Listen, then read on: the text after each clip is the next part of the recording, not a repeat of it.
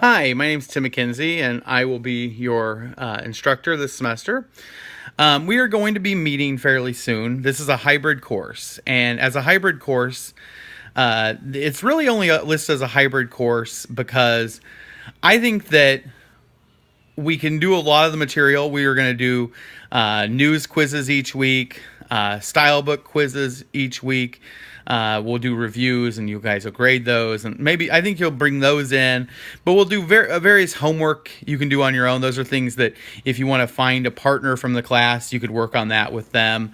There are a lot of things you can, that. Let me say, there's a lot of things in this class that you can do a lot of it on your own, but I think that we all benefit with writing of actually sitting down and talking to people about what stories we want to work on, what ideas we want to develop, and then having somebody say, hey, I think you should talk to this person, I think you should do this. And then when you go through your story, I think it's best to go through your story with somebody, that somebody's sitting there saying, okay, I would change this and I would change that. So the deal is everybody comes to writing from different skill levels, but most of us all need to improve. The reality is like for most of us, for most of you, 90% of what you wrote in your life up until now has been done for teachers. And so, your teachers actually are paid to read what you write. For lack of anything better to say, they may enjoy sometimes what you write, but they are getting paid to do it. They're not doing that because they necessarily want to. They probably saw it as a chore to grade your writing and everybody else's. And so I'm actually paid to read what you write. I mean, that's what I do. But now you're going to be in a journalism course, and you're going to want to be a writer, or you're going to write stuff for a blog or anything else. And this writing is stuff you are going to do, and people are going to read it, and they're actually going to pay you to read it. They're actually going to want to read it. They're not being forced to read it. They're reading it because they want to read it. And if you don't write in a way that is interesting, that tells the story well, that is fun, that's engaging, that's quick paced, that's not preaching to them first person. If you're sitting there saying, I think this and I think that, and you should do this and you should do that. Well, you know what? Don't tell me what to do. I'm paying you to tell me about something, and I'll draw my own conclusions. I'll get my own opinion. I'll decide what's good and bad and what I want to do. Okay? And so that's what journalistic writing is it's trying to teach you to write in a way that is engaging, and it's not preaching, it's third person, it's objective. And while I'm not claiming that's the best form of writing, and many of you will end up becoming or never writing in that style long term, it is a form of writing that by and large, people like. It gives the facts, it keeps things succinct, and the news and writing for that is supposed to be that way. And while if you end up becoming a literary writer and you write long, flowing 300 word essays 300 word paragraphs to describe what a potato tastes like or something, you write something really long describing that, and that's part of a 85 million word book, that's fine. I have no problem with it. But writing in this style will force you to challenge your brain and to be succinct and to be organized, and that's what journalistic writing is all about, and that's what we're going to be focused on here. And so when you come in to meet with me, don't be offended if I tell you I don't like this or I don't like that. I think this is more engaging. That's all part of the learning process. I think it's best to do in person because it gives you the opportunity to, get feedback in a way that's not just me writing stuff in the margins and making you think, oh my God, I did horribly on this. As a matter of fact, most of you, most people who've taken my class, they'll come in and they'll be like, that class, or they'll come in and think, boy, he's really hard on me, very difficult. But by the end of the semester, their writing has improved greatly, and they'll read other people's writing, and they're very critical of it because they're going, you know what, there's a lot more I should have been doing. There's a lot more I could have been doing. There's a lot more of this and that. So that's part of what kind of what we're going to be doing. So when we meet, we're going to meet a few times. We're going to try to meet like once a week, and this can be done via phone or Google Hangouts or Skype or something like that, FaceTime, if that's your preferred method. If you are able to come to campus, and I think most of you are able to come to campus, I would request that you come to campus. That way you can turn in homework. I can give you back stuff. We can go through stories. We can discuss your stories. And if we can do this in small groups, that's great, but I will go through stories individually. And so we'll do that. And then as far as homework goes, every week you'll have homework. And you'll have some quizzes. You'll have news quizzes. You'll have style book quizzes you have to bring in. You'll have a lot of this stuff.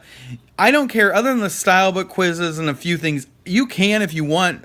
We'll try to do a meeting of everybody. And maybe if we can do it where we all get together and we discuss all of our stories and everything. We can, maybe you guys can join and get some friendships going, and you can actually come in together and work on the stuff together. Okay, you can actually come in and work on problems. And you can say, well, I did it this way. What do you think is the right answer? You can work on the homework together. I am fine with that. As a matter of fact, maybe I should actually encourage that, because I think you guys will learn better by working through some of these problems together and collaborating. And then you'll turn in work that's already kind of been peer edited. And when I look at it, you can do it as one group. So I think maybe we will do that if at all possible. If you want to do it individually, because that's just the way you work, that's fine. To a large degree, journalism and writing is an individualized act. You make the decisions who you're going to call, who you're going to talk to, who you're going to do, those kinds of things. So we're going to meet regularly. I'm going to send out an email here in a little while, and it's going to... you probably don't know that because you probably get the email before you watch this video, but I'm going to send out an email fairly soon, basically telling you, hey, let's meet at these times. I'll give a couple options, and I would like for everybody to come into the LAMP office, which is Menard Hall, room 2275. If you can't make it there, then send me an email, and we can set up an alternative way of meeting, and that's just the way we'll handle that, if that works. As far as it goes, this first week, I need to add a news quiz at this time.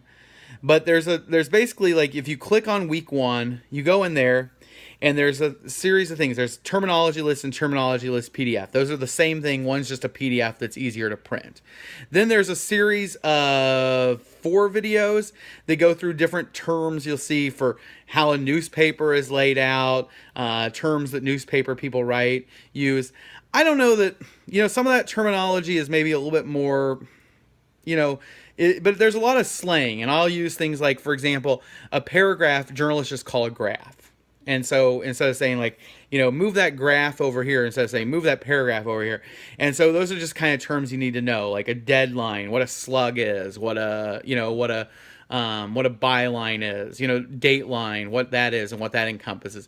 And so those videos go through that terminology. At the end, there's a quiz, and I think it's this. I give you 20 minutes, and the reason I give you 20 minutes is because I want you to actually do the videos first and then do the work, okay?